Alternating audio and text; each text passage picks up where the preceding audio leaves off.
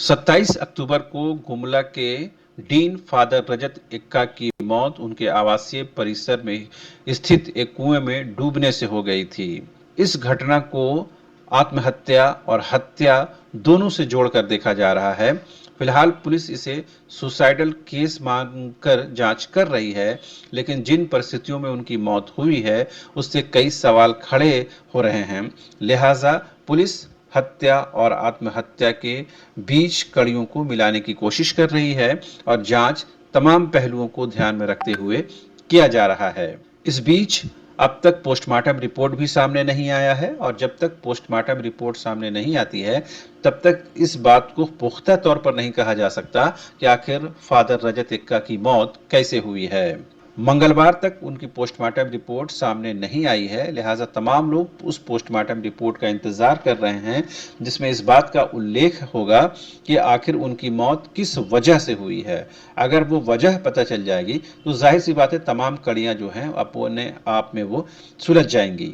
सोमवार को गुमला के एसपी हरविंदर सिंह भी घटनास्थल पर पहुंचे और मौके का जायजा लिया। इस दौरान वे दिवंगत फादर रजत एक्का के कमरे की जांच भी की। सनसनीखेज वारदात के हर बिंदु पर पुलिस कप्तान ने गंभीरता से तफ्तीश की। हालांकि अब तक पोस्टमार्टम रिपोर्ट नहीं आया है, जिसकी वजह से तमाम चीजें जो हैं अभी भी कहीं न कहीं पर्दे के पीछे हैं। आपको बता दें कि फादर रजत एक्का ने काफी पहले ही पारिवारिक जिंदगी यानी कि फैमिली लाइफ को छोड़ दिया था। अपना पूरा जीवन जो है समाज के लिए और कलीसिया के लिए समर्पित कर दिया था।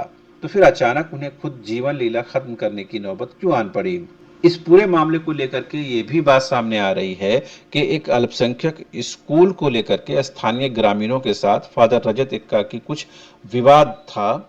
उस विवाद को लेकर भी इस पूरे मामले को जोड़कर देखा जा रहा है। खबरों के मुताबिक स्थानीय ग्रामीणों ने फादर रजत एक्का को जान से मारने की धमकी दी थी, जिसके बाद फादर के परिवार के लोगों ने स्थानीय पुलिस में लिखित शिकायत भी दर्ज कराई थी।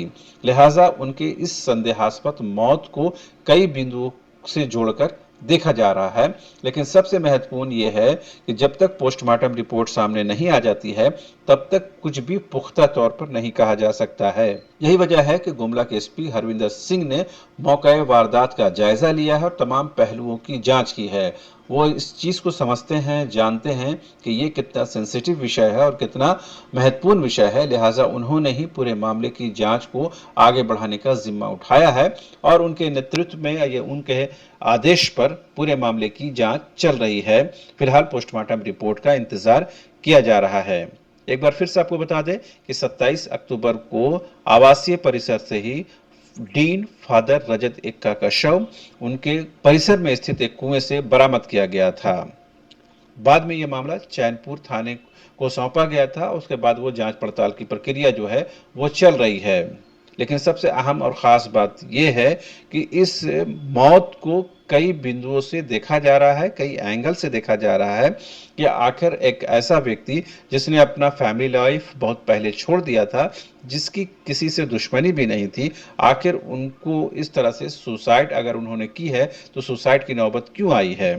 अब यह भी पुख्ता तौर पर नहीं कहा जा सकता कि यह सुसाइड था या फिर उनकी हत्या की गई है। जैसा कि ग्रामीणों ने जिस तरह से उनको जान से मारने की धमकी दी थी, उससे भी कई सवाल खड़े हो रहे हैं। फिलहाल तमाम जो लोग हैं वो पोस्टमार्टम रिपोर्ट का इंतजार कर रहे हैं। उसके बाद ही मौत के कारणों का वास्तविक और लिखित तौर पर कोई कारण सामने आ पाएगा।